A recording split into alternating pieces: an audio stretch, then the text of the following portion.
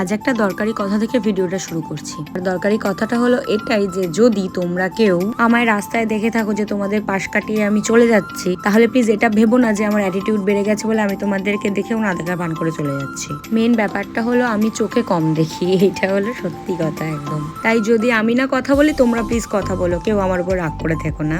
এরকম আমার সাথে প্রায়শই এখন ঘটছে, ঠিক আছে। আমাকে একটা বোনও সেদিন বললো যে দিদি তুমি আমাকে দেখেও না দেখার ভান করে চলে গেলে, আমার খুব খারাপ লাগলো, যার কারণে আমি এই দরকারি কথাটা তোমাদের সবার সাথে শেয়ার করলাম। যাই হোক, তো আগের পার্টে তোমরা দেখেছিলে আমি চিকেন রান্না করছিলাম, তো আজ তারপরে আমি কি কি করলাম সেইগুলি তোমাদের সাথে শেয়ার করবো। সবাই খুব সুন্দর করে না খাবার সাজিয়ে নিয়ে বসতে পারে, কিন্তু আমি না পারি না। তো কোনো রকমে আমি নিজে খাবারটা খেয়ে এবং আমার ভাগ্নিকে খাবারটা খাইয়ে একটু ঘর গুছিয়ে দিচ্ছিলাম, দিদির একটু হেল্প করা আর কি। তো ঘরটার গুছিয়ে একটু রেস্ট নেওয়ার পরে আমরা আশফল পাড়তে গেছিলাম। তোমরা যারা যারা জানো না তাদেরকে বলে রাখি, আশফল একটা লিচুর মতন খেতে হয়, কিন্তু এটা দেখতে আলাদা, গোল গোল। তোমরা যারা আশফল খেয়েছো আমাকে কমেন্ট বক্সে কিন্তু জানাতে একদম ভুলো না। আশফল পাড়া কমপ্লিট হতে না হতেই তাজি এসে ও আসার পরে আমি ওর সাথে কোথায় কোথায় গেলাম, কি কি করলাম তা দেখতে নেক্সট পার্টের জন্য অপেক্ষা কর। ভিডিওটা ভালো লেগে থাকলে লাইক করে ফলো করে দিও। Tata, bye bye.